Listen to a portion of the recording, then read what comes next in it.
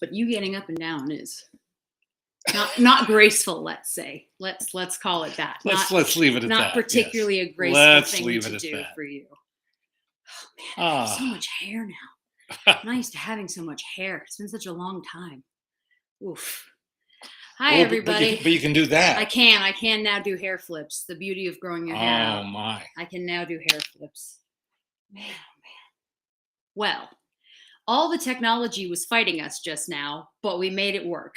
So we're here. So far. Everything's okay. For now. For now. For now, it works for now. And we hope that you haven't given up on us. Yes. We hope that you understand that we're just sometimes the technology. Couple of young kids here doing our best. Sometimes the technology just doesn't want to work at all. Just doesn't. So it finally is, as I say. So thankfully we are joining you. And you are joining us. Sorry, I just saw someone's questions. Why movies and not another form of art or interest? We have many interests. I have many interests, but thank you. Yeah, not just movies. But is there an audiobook of your new book? Yes, there is. You can get Starstruck done that way. My dad, this is his first time doing an audiobook, and he worked his butt off, and it's really good. And a lot of people have been listening to it, which is always nice. Thanks. Isn't that nice when people listen to it? It was an interesting experience to do it. Interesting is one word. It was brutally hard, but it was very, very hard. But it's done now. Yeah, it is done now. That's, as with many things, sometimes that's the best thing I can. No, it was. It's just like a lot of stuff. It's harder than you may think it's going to be. And in your case, because you had never done anything like this, and because we weren't in studio, normally you'd be doing this in a studio with professionals, but because of COVID, we were home. So a spare room became the recording room. My husband went through with it's called blankets and stuff to get the sound to not be quite so intense. And it was wild. But the problem was my dad couldn't really hear himself in terms of he couldn't hear if he started going too fast or if it was too slow because again, you don't have anybody there. I'm used to having an engineer or a director or a even, human, someone there, whether it's me or somebody else. So what ended up happening was we ended up that I would either sit in or my mom would sit in, and that helped. But man, oh man. P.S. Hello, Michigan. Yeah, hello all the different places that people are saying hello from. It's nice to see you. I'm just over here melting because it's hot as all get out in Los Angeles right now. It's supposed to go down. Fortunately, it is. Yes, it's supposed to cool down, which I really hope it does because I don't want to die. I'm very heat sensitive because I have lupus and several other autoimmune diseases. I am extremely sensitive to heat, which means I basically just go as soon as it's hot. And that's no fun to pass out. Though we do have some funny memories of it in certain locations when we used to travel more. I fell asleep. So what happens if I get too warm is I quite literally pass out.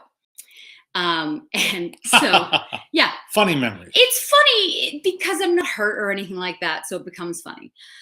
We have all these photos of me in the Mediterranean, all of us on a trip in the Mediterranean, and me just asleep on my dad in various locations. It's like, here's the Parthenon. Our one day in Florence. Yeah. One day. Woof. And there was a long line to get into the museum where the Michelangelo, works are. And there was a short line at the gelato stand, which had super high air conditioning on. Yeah. I mean, they had it on, double strength. Yeah. So Michelangelo will always be there. That's true. Well, wasn't it the Acropolis you went up and I did? Yeah. Yep. The Acropolis, it was a record high temperature that day in Athens. Like it was 120. It was 120 degrees. I'll never forget. And my parents and our other friends that we were with were like, yes, let's go schlepping up this mountain and get to and I looked and I saw at the bottom, there was a little cafe that had a sign that says, we have ice. And if you know anything about Europe, that is actually a very important claim to make. Mm-hmm. So I went, yes, I will go and have your ice. And so my parents and their friends schlepped up. I sat down there. I was holding a bottle of water. Yeah. And by the time we got to the top of the steps, it was a very, very warm bottle of water. Quite literally 120 degrees. Yeah. 120 degrees. Very, very warm. Fahrenheit, yes. So that's like 40 Celsius or somewhere in there. Anyway, hello, everyone. It's nice to be with you. Hi, folks. Hello, I'm so folks. sorry about last week. As some of you who follow us know, my daughter just started teething. My 5.5-month-old just started teething.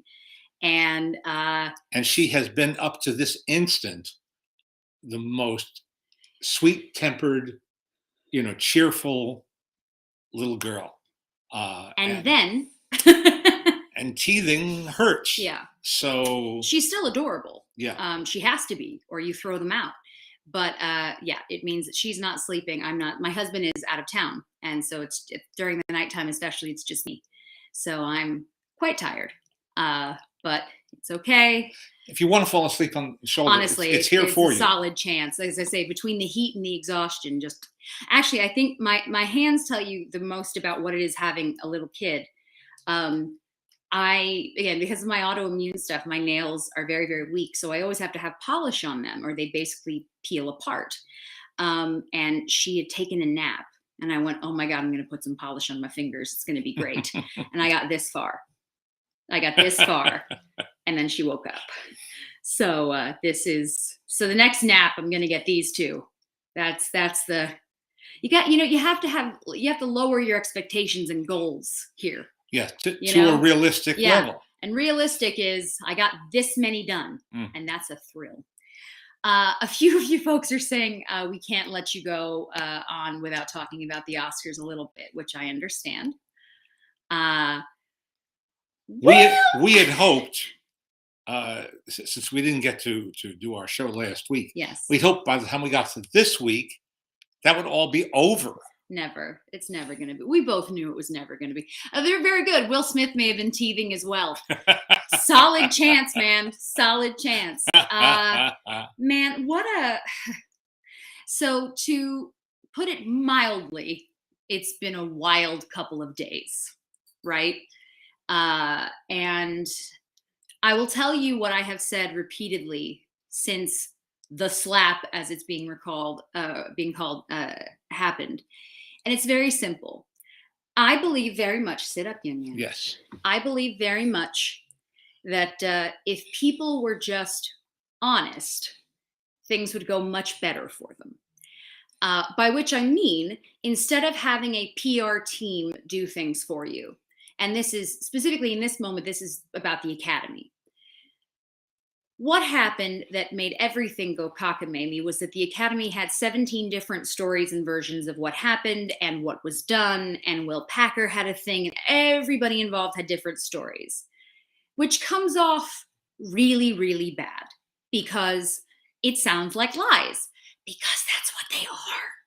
So I feel like it would be a hell of a lot easier if you just told the truth, which is to say, when Will Smith got up and smacked Chris Rock in the face and then sat down and yelled profanities, the reason we didn't act was because we were in a complete state of shock. That's the truth. We were in a complete state of shock and no one knew what to do because we've never had anything like this happen before. I said to my dad, if this was like the MTV Movie Awards, they'd be ready to go. If this was the Grammys even, where you've got the rappers yelling at each other on the red carpet, ready to go. This is the Oscars. Nothing like this has ever happened. You also changed the way it was laid out. Yeah. And I also believe that if you had been sitting audience style and he would have had to go up the steps and onto the stage, I think things might have been different. But because he was something like 10 feet from Chris Rock, he just got up and went kapow. Yeah. So yeah, my wish is the Academy would have just said, holy hell, we were in shock. Nobody knew what to do. We know we didn't do the right thing, but that's because we were just all completely blown away. And I think people will understand when you're honest like that. The problem is when you start making stuff up that it all goes awry. Your thoughts? Like yours. Yeah. That's it. You know what I mean?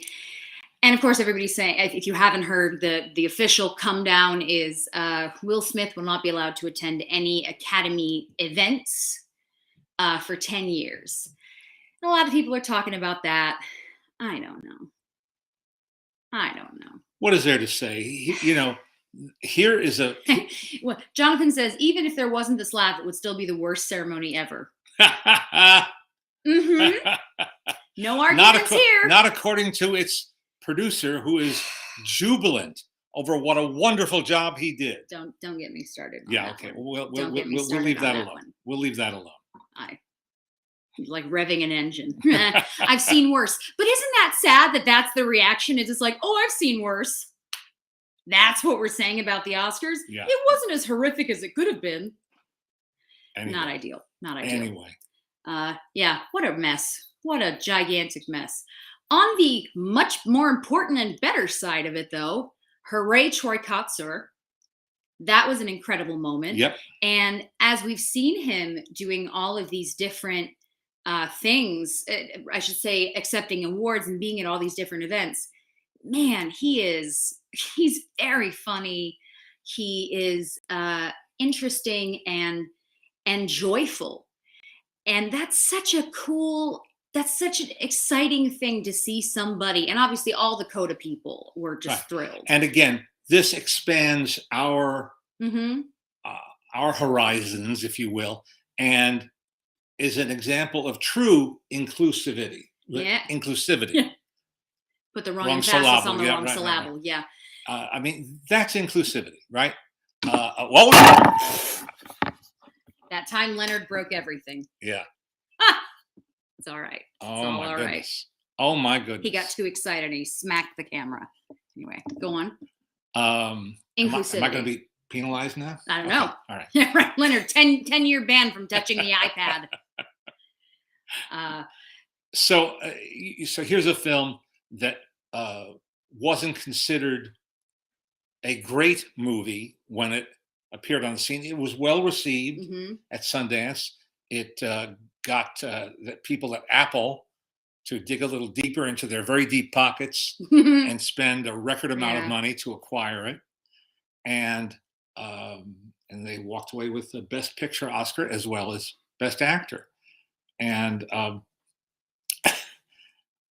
have no gripe or issue with any of the streamers, but it is kind of amusing in a way to see that Netflix, which spent gargantuan sums of money to promote their titles, lost out to Apple, which didn't spend nearly as much on the promotion after it was nominated. Yeah. Which means that in Oscar land, as in elections, you can't buy one. Mm-mm. Money alone does not. Other awards you can. This one you can't. Yeah. And this is, what's so frustrating about the Academy, but also just about everything that goes on now, is I don't care about politics. I mean this in a sense of what to me matters when it comes to something like an award show, right? I am just so excited to see people being honored, to see someone like Troy Kotsur get up there. And it meant that this year, now sometimes there's an issue with getting someone who's going to be signing. Sometimes many events are supposed to have someone there who's signing, regardless of what the event is, regardless of whether they know someone is there who needs it or not. It's just supposed to be there. But they don't always make that come through. And so one of the things that brought me the most joy was seeing these translators, these interpreters standing right in the center and watching people sign. And this was at all the different award shows. It's also incredible because, again, Troy Kotsur is funny. He's got a great sense of humor. And that still came through, which I think is so incredibly cool. It still came through, and I love that. Why is the stream not on Facebook? It is. Or at least I can see that it is. At least they're telling us. Maybe you're having trouble because I can see it on my phone and on the computer. But if you're having issues, I'm happy to take a look and see if it needs to be fixed, or if anybody else is not seeing us on the Facey Bookie. Looks like it's working. If you're not seeing or hearing us, let us know. Yeah, right. If there's a problem, by all means, tell us. Yeah, the folks on Facebook say it's working. So maybe you're just having a small issue with it. Okay. Anyway, seeing Troy Kotsur out there has just been really wonderful. And the whole cast. And then you've got, as I say, the different interpreters who are out there, which is an art form in and of itself. And that's incredibly cool.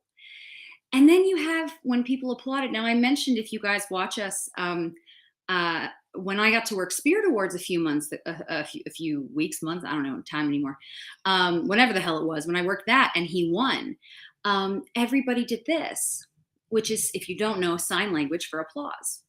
Now imagine you are new in the sense of you don't know everybody, you're not a household name yet, and everybody is applauding for you in what is your language. Yeah. And you look out, and at the Oscars, you look out and you see all of these people that you respect and your colleagues, and they're all doing this. Moving, touching, impressive. What an incredible, all of those things. Beautiful moment. All of those things. And I wish that that's what people were talking about. A bunch of you were talking about all the things that went wrong, like the In Memoriam, which was a mess. No, we're not going to go into it because the yelling will happen. And I can just tell you that I think all of it was a mess. And I was really disappointed in a lot of things, but there's no point. It's over now. It's over now. I'd like to pretend it never happened. It's over now. And we are looking forward. Yes. Looking forward. Yeah. To the TCM Classic Film Festival. Yes. Which is a mere now 2 weeks away. Something like that. Oh, before I just want to, I know Nick, you and some other folks are bringing up the fact that the animation stuff has been such a big deal. Yes. If you haven't read, by the way, folks, Phil Lord and Chris Miller wrote a really, really great article in Variety about animation and how insulting it is that people keep referring to it. And even at the Oscars, referring to it as sort of like kiddie stuff, like it's not good enough, when in fact it is an incredible way for so many people to get into film. I mean, think about when you're little. That's one of the first things that gets you into watching movies. You know, I mean, even now, you know, with my daughter, she doesn't really respond to live action that much yet, but I put a cartoon on my phone and she loves it. You know, it's like seeing an illustrated book come to life. Yeah. You know, it's And for us, many times one of the best things you see in a year are the animated films. Mm-hmm. So why, you know, why? Flea made history this year, being nominated in 3 separate categories. Yes, Flea spelled Flee. And yeah, for best animated feature, for best documentary, and best for picture. best international, and best international, yeah. Best foreign film, which you don't say anymore. Yeah. But yeah, that is, as I say, there was a lot of really great things that were going on, and I'm sorry, what wasn't going on that almost no one has remarked upon was the unforgivable slight. Talk about a slap. A metaphorical slap in the face of the 4 honorary Oscar winners who received their prize in a separate ceremony Friday night of that weekend. Danny Glover got the Jean Hersholt Humanitarian Award, and the other Oscars went to Elaine May, Liv Ullmann, and Samuel L. Jackson. And Sam Jackson was on stage presenting an award, so he got to at least, you know, be in the public eye for a little while. Yeah. But that was given short shrift, to put it mildly. And why they would schedule that little segment, however little it was going to be, toward the end of the show, when you know that time is going to be short, I don't know. Again, but anyway, there are so many things that were just not okay, and one of them definitely being that. And you know, the whole thing with the honorary, with the special awards that happen, those 4, is that part of why they move them from being a part of the main show. Was to shorten the main show. Yep. And still honor them at a separate ceremony. That's actually better. Yeah. Because you get as much time as you want. Right. That's the difference, is instead of trying to pack in these I know, despite all the changes, the show was still longer. Believe me, I know. We know all of it because we've had to hear it again and again and again. The bottom line is the show was a mess and none of us are happy about it. And there's just nothing to be done. But we can. Why hasn't the producer been fired? Well, technically, he's not. I mean, he was only hired for the one gig, so I don't think he. What are you going to fire him for? It's not even like he's even signed up for next year. Thank God, and let us hope that continues. Let's hope he does not come back next year. But I know. I used to love the Oscars, but have not been the least bit interested for a number of years. Just seems so artificial. I know. It's very, very frustrating because they used to have a lot of meaning and that's tough. No, the reason you don't see the special ceremony in part is because it's sort of in that room. What they wanted to do was they used to, I know the year that it changed actually. Yeah. It was the year that they gave an honorary Oscar to Sidney Poitier. Mm-hmm. And of course, about whom there's not enough things to say. Yeah. What a man, what a gentleman, talent, everything.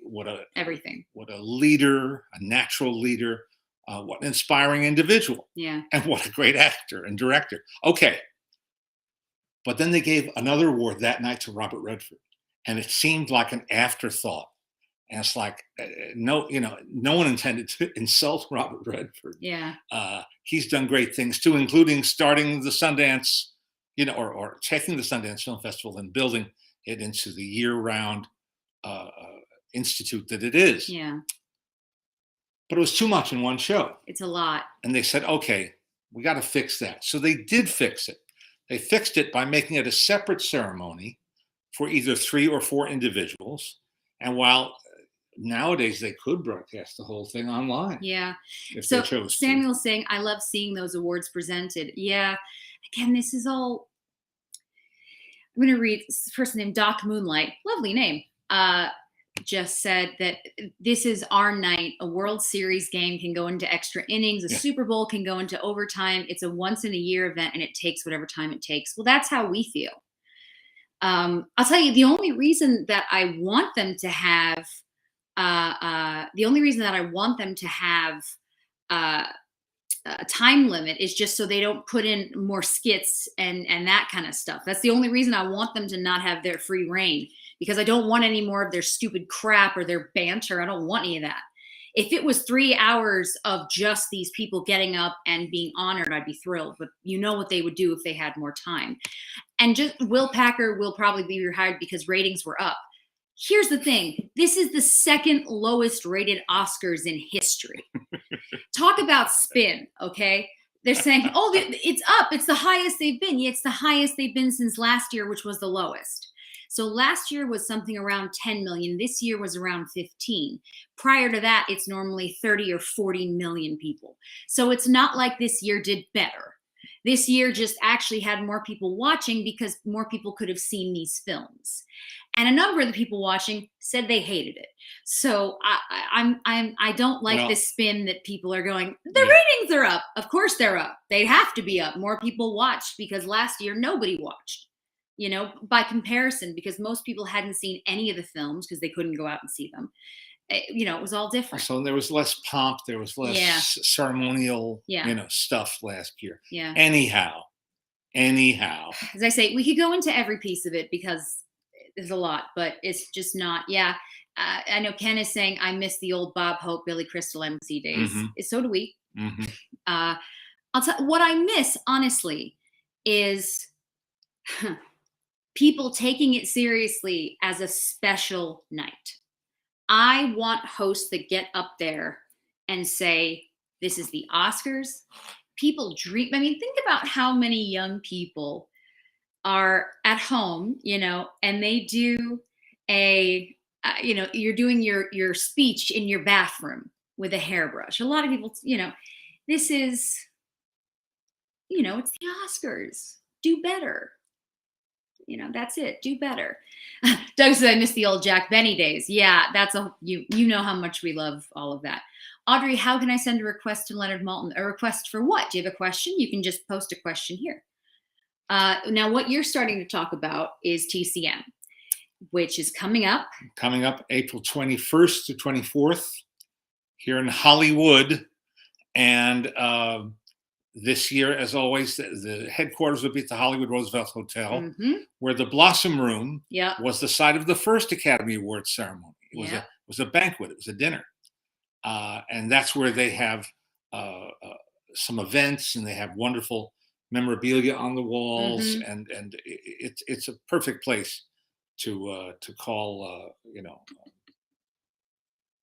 to have it be your home base because of the history. Thank you. It's an incredible I meant thing to say because that. of the history. I meant to say that. The idea that when you are sitting in the room that hosted the very first Oscars, it's pretty damn cool. And you can walk directly across the street and find yourself at the forecourt surrounded by fake Spider-Men. Grauman's Chinese Theater. Yes. And which has been altered in a really loving way, I think. It's now an IMAX theater. But they didn't change the feel of the place. It still feels like the theater Sid Grauman opened in 1927. Same year the hotel opened across the street. And then there's the Chinese Sixplex next door. Decent sized auditoriums for showing of films.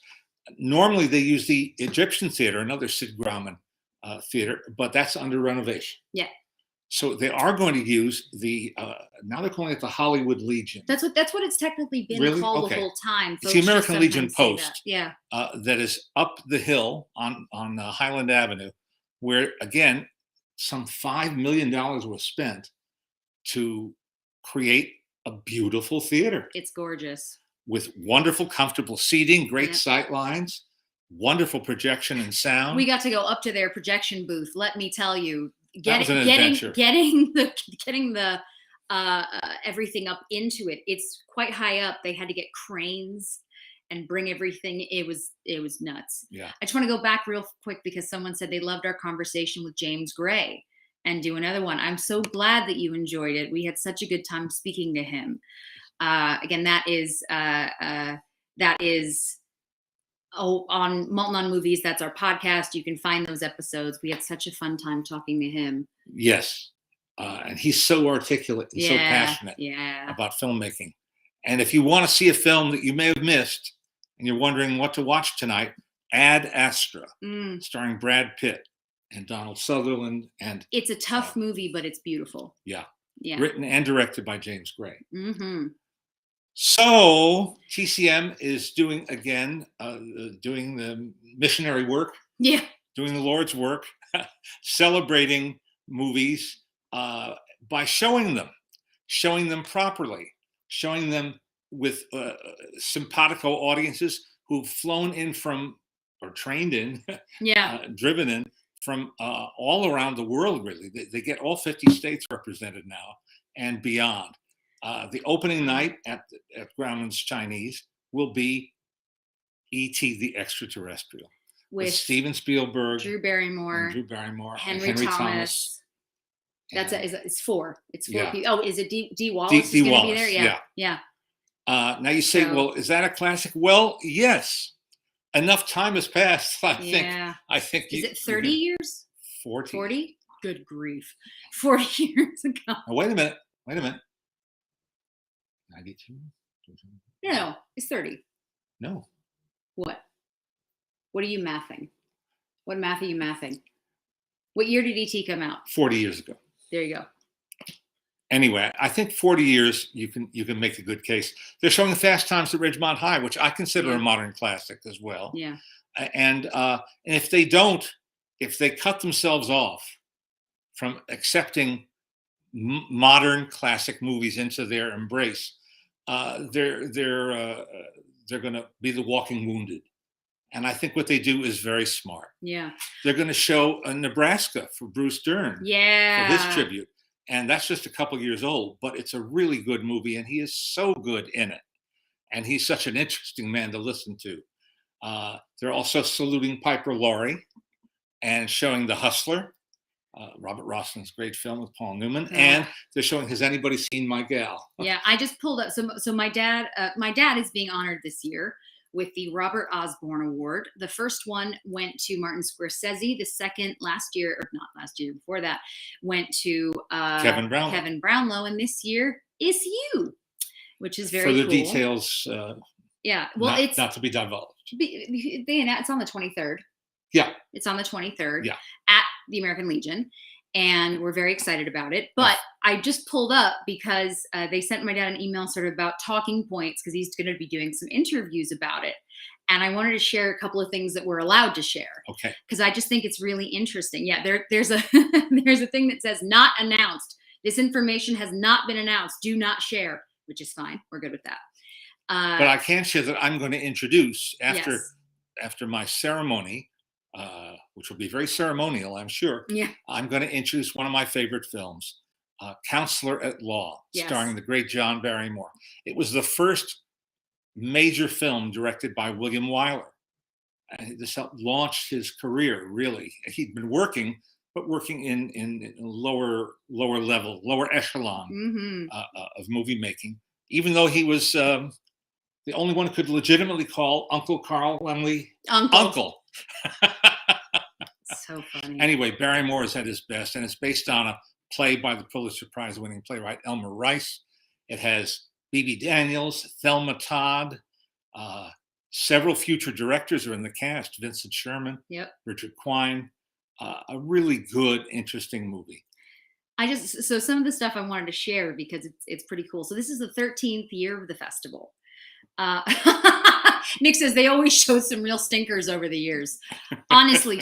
Okay. So there's a joke in our family, which is we don't make them, we just show them. Yep.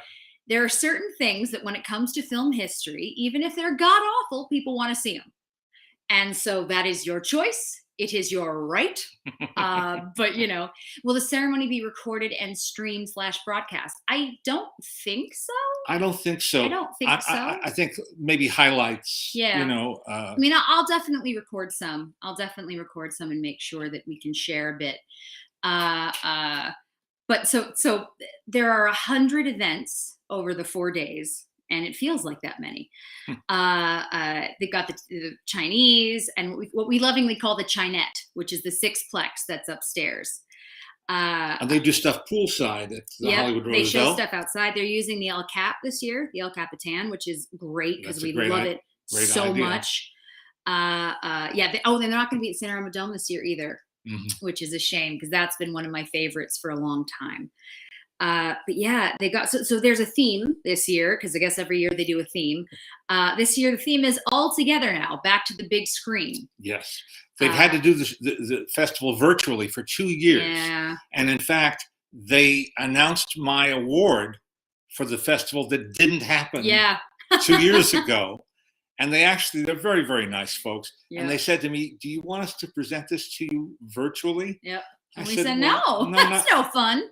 I said, not really. And they said, we don't want to do it that way either. No, so that's no fun like that. Just wait it out. But there's some really cool tributes they'll be announcing soon. I mean, they've talked about most of them because Floyd Norman is being honored. And Floyd, if you don't know Floyd, he is just the best. He is such a fascinating man. He worked for Walt Disney. He was one of the first animators of color to work for Walt Disney, and he worked on The Jungle Book. And he's an incredible storyteller. We interviewed him for our show. You can listen to that episode with Floyd Norman. And there's a very good documentary about him that you can find online. Excellent. Too. You can stream. And so he's going to Floyd Norman: An Animated Life. Let's give it a proper. And they're going to be showing The Jungle Book, which is very, very cool. So other people can tell you stories about Walt Disney that they've heard. Yeah. Or read. Floyd has it. Was in the room with the guy. He was there. I had a wild experience. Walt Disney's office. We've talked about this a little bit. Walt Disney's office was put together again, rebuilt. Yeah, reconstituted on the lot. Perhaps is the way to and for people who had seen Walt's office, for folks like Floyd who'd seen it.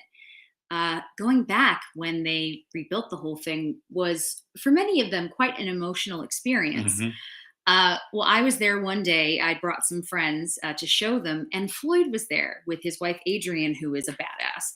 And I said to Floyd, I go, is it weird? Is it cool? He said, it's kind of everything. Because again, imagine you're seeing a place that has been put back together that you haven't seen since 1970 something, it's it was used as just an office. Yeah. After he passed. Had a number of tenants over the decades. Yeah. And then somebody realized, no, we should be commemorating what this originally was. And they did. Yeah. Yeah. John says Richard Sherman playing a piano at Walt's office. Yes, we've been there when Richard has played that piano in the office. And Becky Klein, who the current director of the Walt Disney Archives, put a lot of time and effort and painstaking. Yeah. Painstaking. And we'll call it tender loving care into seeing that it turned out the way it did. Yeah. And no, she worked her butt off, and it shows. Really, it's an incredible space to walk into. And you've been there. You was Haley Mills? Haley Mills. You were there with Haley Mills. You've been there a handful of times with people seeing it for the first time, people who knew it. Yeah. And as I say, it's just kind of wild. Gandy Goose, excellent name. Hi, Ellen J. Hello. There is some drama within the animation community because of what they feel like is continued disrespect from the Academy, saying animation is just for children. Do you feel that's the case? Well, I'm saying this again because it is important. There's a great article that Phil Lord and Chris Miller wrote for Variety, and it talks about this. And no, of course not. We think animation is a brilliant form of storytelling, but it's a film. Well, this year the Academy, if actions speak louder than words, which they always do, in the end, an animated feature was nominated as Best Documentary and as Best Foreign Film, as well as Best Animated Film this year, and that's Flea. And it's not for kids. And Flea is not a children's movie by any stretch of the imagination. That shows an enormous amount of respect. Yeah. That it was, it was eligible. Even if it wasn't respect, it's just factual. Right. Frankly, even if they didn't think of it that way. Yeah. Here you. Thanks, Mabel. You can't get into our house quietly. Two dogs. But it's it is insulting, the idea that animation is somehow not as good when it is in fact it's a hard form of filmmaking. Difficult. The amount of effort and the teams that it requires. No, it's and my dad loves animation, and he's passed that on to me. I will say he just showed his class I Love to Singa, and you know what? Never fails. Everyone loves it. Great film. Never a bad time for I Love to Singa. One short directed by, as he's credited, Fred Avery, otherwise known as Tex Avery. Yes. And it's a wonderful short. And it marks the beginning of the end of cuteness. Yeah. In the cartoons. Yeah. Up to then, they'd made films with Bosco and Buddy and these bland characters who were all essentially ripoffs of Mickey and Minnie Mouse. And Tex was the first one to come in with a sense of irreverence and start to play with the conventions of filmmaking and the conventions of animation storytelling. Yeah. And which he did.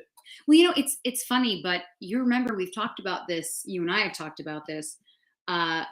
Shrek. When Shrek was going to come out, my dad said, he goes, it's so ugly. And more than just he's an ogre ugly, just ugly. And trying to figure out how people would react to the way that looks. And would people, especially kids, would they relate to it? Well, the truth is, it's funny. It's funny and it has its moments. It's got hilarious. It's got great voice actors. Writing and great voice acting. And that's what saved the day. And people ignored the medium itself. It was like an illustrated radio show that was very, very, very funny. Mm-hmm. Anyhow, that's my 2 cents worth.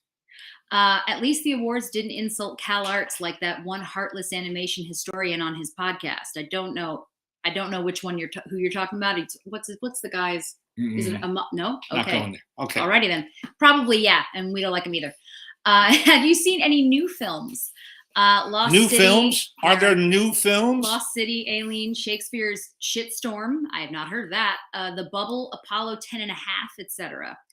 I'm about to watch Apollo 10 and a half because it has captured my interest. Mm-hmm. And The Bubble, I know, is on Netflix now, and I think I'm going to be well, I shouldn't say. Yeah. I may be booking for class. That's all. Yeah. Booking for class. Trying to get it for my class at USC. We showed last week a wonderful new documentary called Viva Maestro, made by Ted Braun, who's taught at USC for many years, about the great Gustavo Dudamel. And his last film was the last time that he came to class. What was the film before? Oh, Dark for Now. Yeah, Dark for Now, which got a lot of attention. You might recognize that name. Yeah.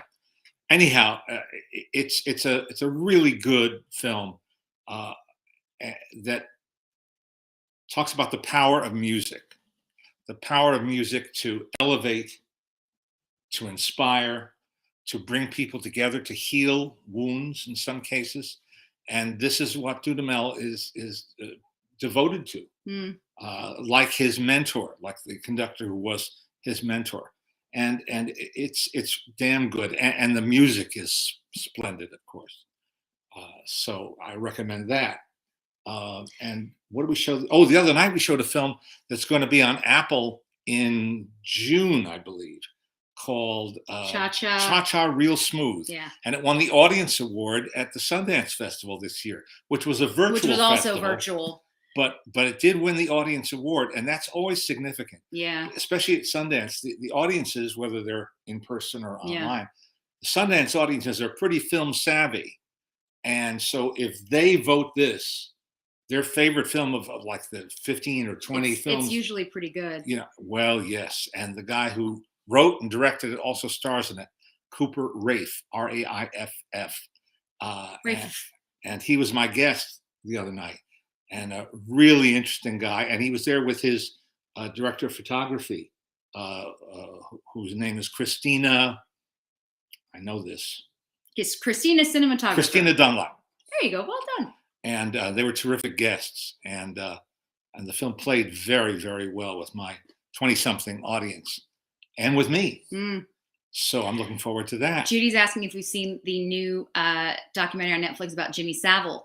My parents are not really familiar with him because he is a British figure. I have not watched it yet because they say my husband's out of town and he wants to watch it with me. So I'm waiting till he comes home. But I'm very much intrigued. And if you do know his story, it's woof. It's a lot. It's a lot to deal with. Let's see, what was the other one? Shakespeare's Shitstorm is a god-awful trauma movie. Good to know. Good to know. Is that a redundancy? Possibly. And then what's the one? I've just forgotten again. The K.D. Davila. Oh, and that's coming in April. Emergency. Which won Best Screenplay at Sundance this year, and it's really good. And the less you know about it, the better. Going in, the more you will enjoy and appreciate what they pulled off. One of my favorite movies from last year that I've talked to you guys about, Marcel the Shell with Shoes On, finally has a release date for early summer. And A24 is coming out with that. And I loved that. I loved that so much. It was without question the best thing I saw last year. And I'm really excited for people to be able to see it. And we'll be interviewing, as we get closer, we'll be interviewing the director.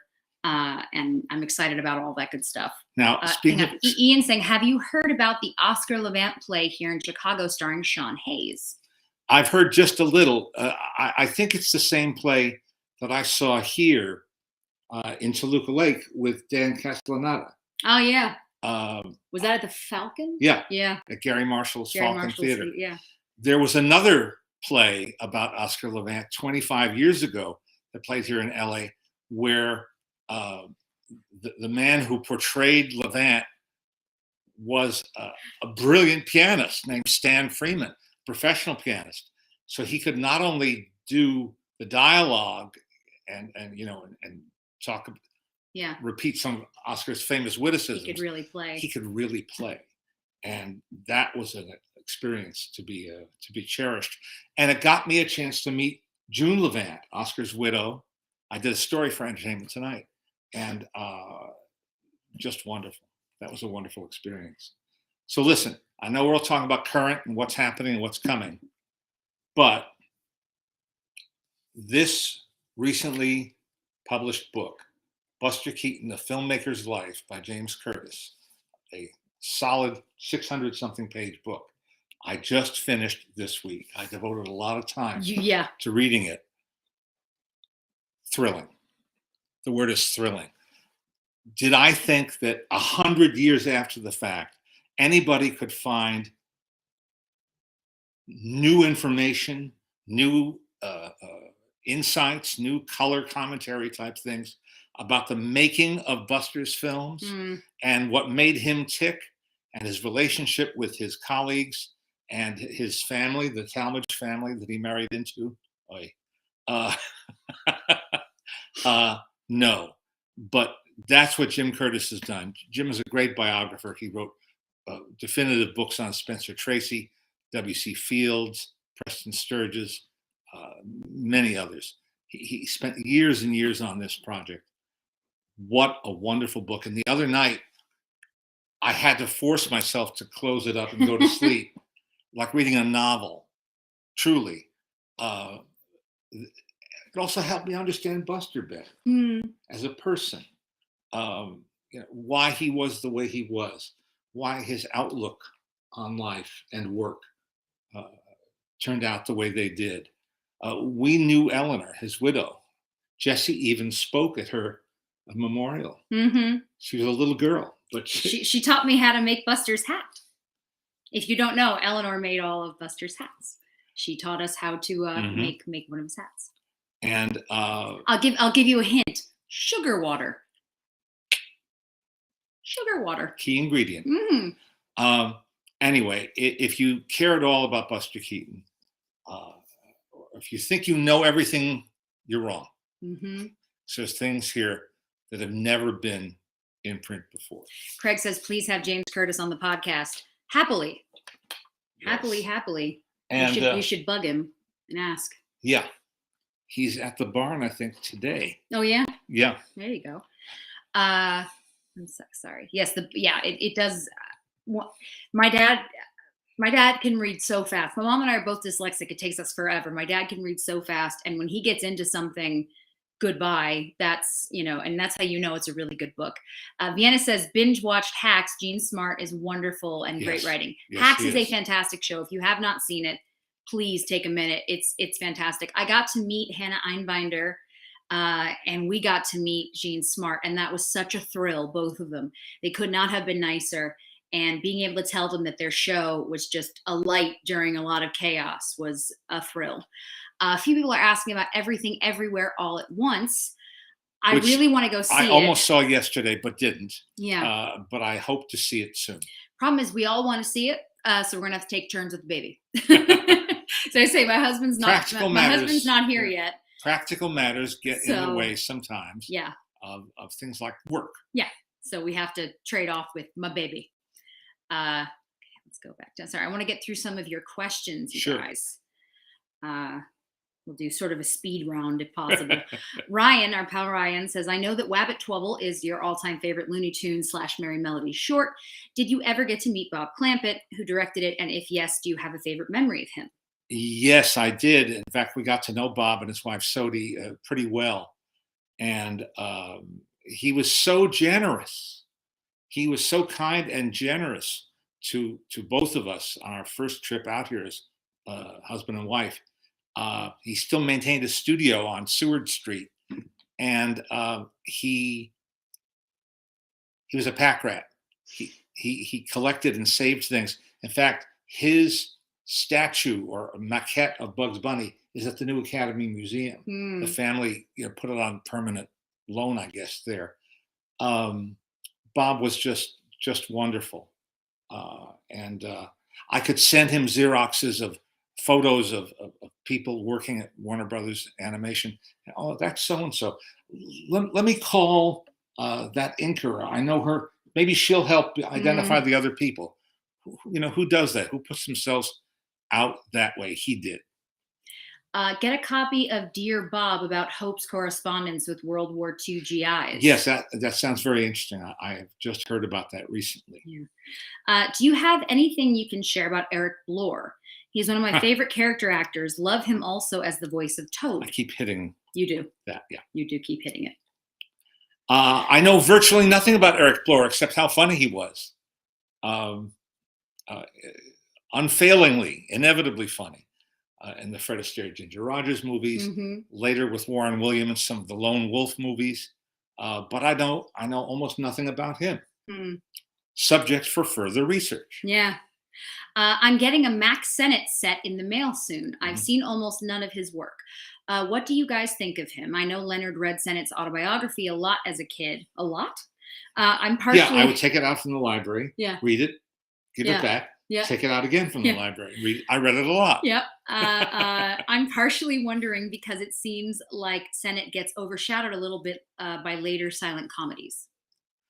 Well, he was a pioneer, and so some of his early work is primitive, but some of it is amazingly good. Muddled in Mud, which went under several different titles, is the one they made when they found out they were draining one of the rivers, one of the here tide pools or something here in LA. Yeah.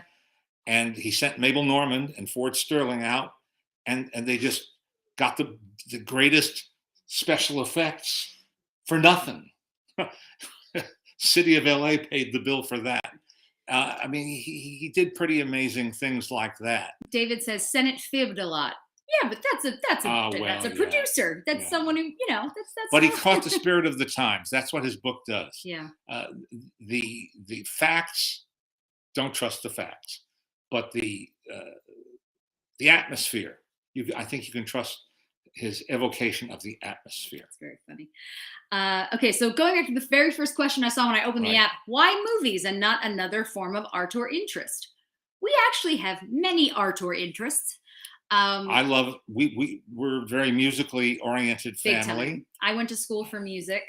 My dad is a jazz nut and buff. My mom loves musical theater, which you do too, but not like mommy does. And I wrote about jazz and got published. Yeah. I wrote for the Village Voice in New York for several years and for Downbeat magazine. And his favorite thing to do when he does have time is to try to hit up the jazz clubs here. And when we travel, we try and see some of those things. Yeah. So music is a very, very big part of our lives. But also my dad collects movie memorabilia, but also advertising stuff.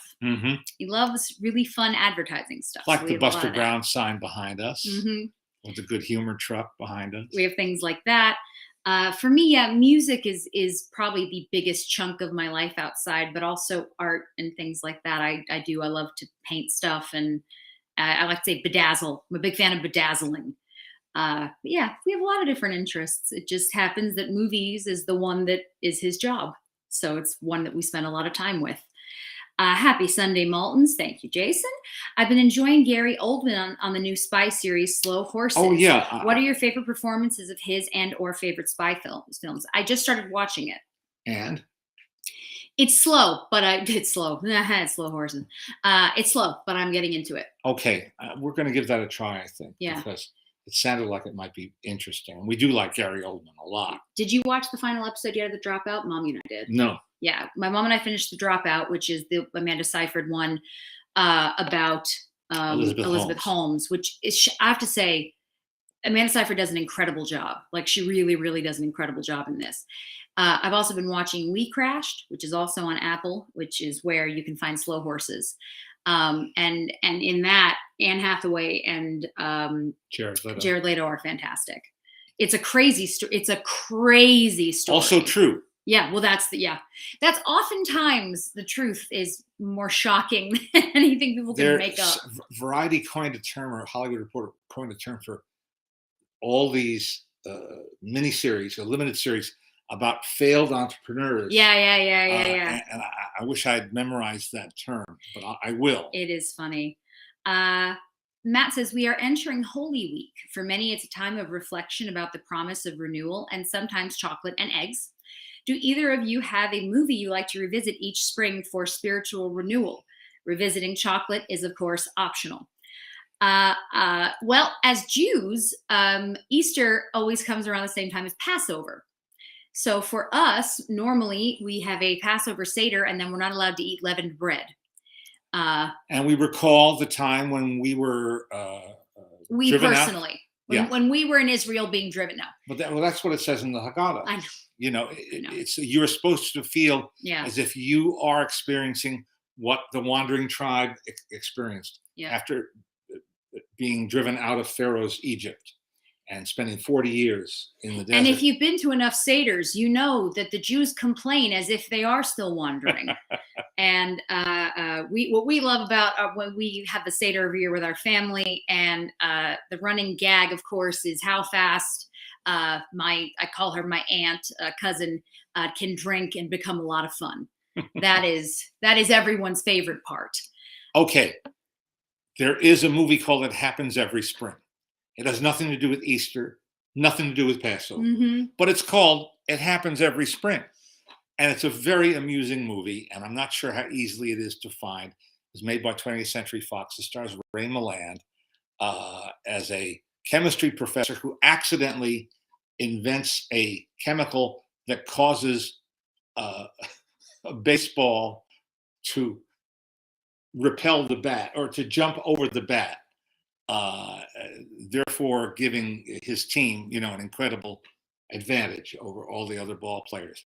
It's a really fun movie, and if you had a chance to see it or show it to your 10 or 11, 12-year-old, I would recommend you do that. Is a good one. I have watched Our Flag Means Death, and I don't like it, which is upsetting because I love Taika and his stuff. Just not liking that very much. I did try watching Super Pumped. Did you watch any of that yet? One episode. I watched one episode and didn't really do it for me. I may try some more, but at the moment I'm not loving it. Jenny is asking why you chose Counselor at Law. She loves the film, wants to know why you selected it. My dad got to choose. Again, look at you. Sit up, young man. Sit up. I chose it because it's not as well known as I would like it to be. And any chance to share the great John Barrymore with a contemporary audience is one that I'm happy to take. And I know that Universal has a perfect 35 millimeter print, so that we're going to see it looking Beautiful. And sounding great. And that's why. It could have been a dozen other films, but it's just the one that I happened on. Well, and it's yours to choose. That's the whole point. It's what you want to show. Curious as to what are your favorite Kurosawa movies? Oh, well, you start with the Seven Samurai and go from there. Seven Samurai, that's my favorite. And I need to see more Japanese cinema. I'm not as conversant in Japanese cinema as I should be. Mizoguchi and Ozu and all these masters. I've just seen samplings of their work, and that's a rainy day project. If you ever go to Fantastic Fest, that is Tim League loves Asian cinema. It is without question his favorite, and that is what he shows more than almost anything. And so we always end up seeing some wild stuff. I know we always end up seeing some wild stuff, which is a ball. I love John Barrymore in The Devil Doll. Yes. Oh, that's Lionel Barrymore. That's his brother Lionel. Sorry, folks. Who was also great. Twitter done just died over there. That's okay. We're almost finished anyway, folks, so that's all right. I will write to them and say I'm sorry. What are your thoughts on the passing of author Christopher Finch? I hadn't heard that he had passed. Well, he was a very articulate and eloquent guy who wrote the text for The Art of Walt Disney, the first coffee table book about Walt Disney's career. and which is kind of like a foundational book. And I'm sorry to hear of his death. Yeah, I didn't know him though. There's so many. I know it sounds silly to say there are so many people, but there's so many people, and a lot of talented people out there. Bobby Rydell passed away this week, and he was a teen idol when I was, an adolescent, and so that's a name that kind of resonates for me and for your mom too. Yeah. And apparently a very nice guy, very hardworking, from Philly. It was from the era of the Frankie Avalon and Dion and a whole bunch of people who had longer careers than some people predicted because they actually were talented. They were not just flash in the pan. You actually were talented. Yeah. Okay, I'm going to end with this because of the GIF that was chosen that is making me laugh, if you can see. And it says, "What is your favorite movie time snack?" Well, I'm afraid to be unoriginal. It's popcorn. And I've had this happen. I've watched myself like an out-of-body experience. We'll have dinner here at the house, and I'll go to a movie like a half hour later at Universal. We're very close to Universal City, and we'll go to one of those theaters there for a screening, say at 7:30, still early in the evening. And I'll sit down and I'll have popcorn. Now, I just finished eating a good meal. Why do I need or want that popcorn? Well, I guess I'm like Pavlov's dogs. It's just, built in. But your other favorite? Raisinets. He's a big fan of Raisinets. A sucker for Raisinets. Anything chocolate, as I've talked to you about before. Yeah. If it is chocolate, Leonard will hurt you to get to it.